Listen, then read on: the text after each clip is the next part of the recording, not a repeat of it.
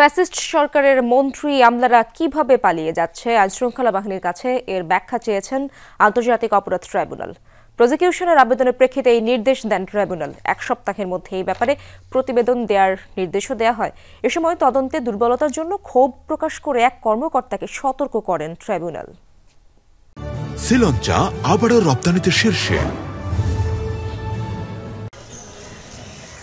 বৃহস্পতিবার দুটি মামলার শুনানি ছিল আন্তর্জাতিক অপরাধ ট্রাইব্যুনালে। সেখানে শুনানিতে রাষ্ট্রপক্ষের আইনজীবী অভিযোগ করেন, গ্রেপ্তারি পরোয়ানা জারির পর অপরাধীরা পালিয়ে যাচ্ছে। এটি আমলে নিয়ে আইনশৃঙ্খলা বাহিনীকে ১ সপ্তাহের মধ্যে এর ব্যাখ্যা দেওয়ার নির্দেশ দেওয়া হয়। যখনই ওয়ারেন্টটা ইস্যু হয় তারপরের থেকে তাদেরকে আর পাওয়া যায় না।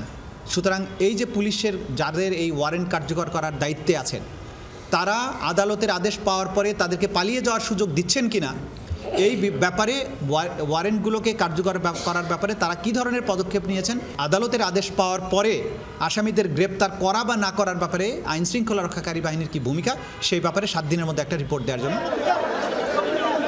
আন্তর্জাতিক অপরাধ ট্রাইব্যুনালের তদন্ত সংস্থা আর সাধারণ তদন্ত সংস্থা এক নয়। সাধারণ আদালতে পুলিশ তদন্ত করে চার্জশিট জমা দেয়, আর এই ট্রাইব্যুনালে তদন্ত প্রতিবেদন জমা দিতে হয় প্রসিকিউশনের মাধ্যমে।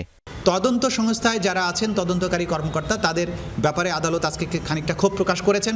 তাদের তদন্ত কার্যে যেভাবে তদন্তটা আগানো প্রয়োজন, যে কোনো অনভিজ্ঞতার কারণে হোক বা যাদের অযোগ্যতার কারণে হোক, সেই ব্যাপারে খানিকটা সমস্যা দেখা দিচ্ছে বলে এখন পর্যন্ত আমরা বুঝতে পারছি। ম্যাচ করতে যে সময়টা লাগছে, এতটুকু সময় আমরা তাদেরকে দিতে চাই, কিন্তু তারা যে ধরনের রিপোর্ট দিচ্ছেন সেটা আমরাও মনে করি যে এটা যথাযথ না, এটার আরও উন্নতি হওয়া প্রয়োজন। জুলাই আগস্ট গণহত্যার অভিযোগে 5টি মামলায় ৭৫ জনের বিচার চলছে ট্রাইব্যুনালে। পৃথক 2টি মামলায় সাবেক ওসি আবুল হাসান ও সাবেক প্রতিমন্ত্রী পলককে জিজ্ঞাসাবাদের জন্য প্রসিকিউশনকে অনুমতি দিয়েছেন ট্রাইব্যুনাল।